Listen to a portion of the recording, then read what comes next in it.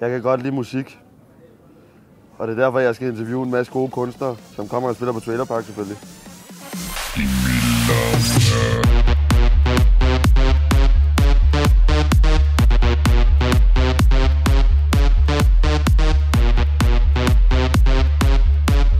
Jeg sidder her på Frederiksberg sammen med nok en af de flotteste mænd i musikbranchen lige nu, nemlig Christoffer.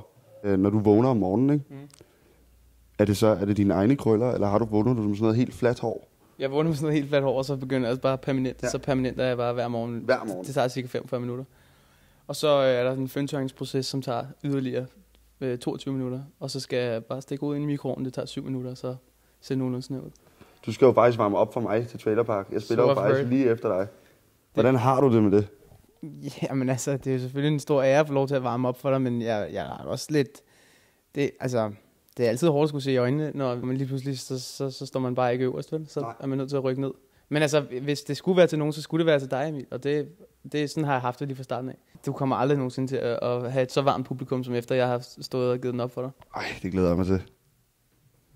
Jeg har aldrig nogensinde gået på og skulle spille en koncert, som starter 1:15 om natten. Man kan også sige, at gennemsnitsalderen er måske også lidt højere, end den plejer at være. Det tror jeg godt, du kan. Ja. Det er også lang tid siden, der er nogen, der er sådan en rigtig mand, der har taget dig på numsen, ikke? Jo, og det er det, man savner generelt i sit liv. Der skal ske noget, ikke?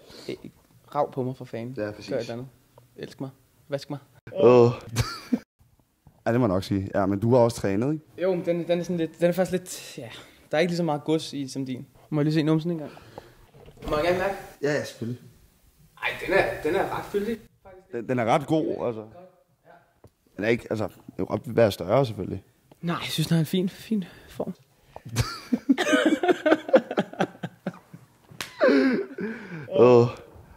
Jeg kan stoppe. Jeg tager tilbage til København. Nu har jeg har været her på Nexø i lang tid nok. Så vi ses på Trailer Park. Fuck. Yeah, we do. Har du noget, du lige skal sige til dem? Altså, jeg har hørt, jeg har delt vandet en lille smule. Der er nogen, der hader det, så er der nogen, der elsker det, så er der nogen, der bare er lidt ligeglade. Og til alle dem, som er lidt ligeglade, og som umiddelbart er lidt kritiske, watch it. Tryk. Perfekt. Vi ses. Du.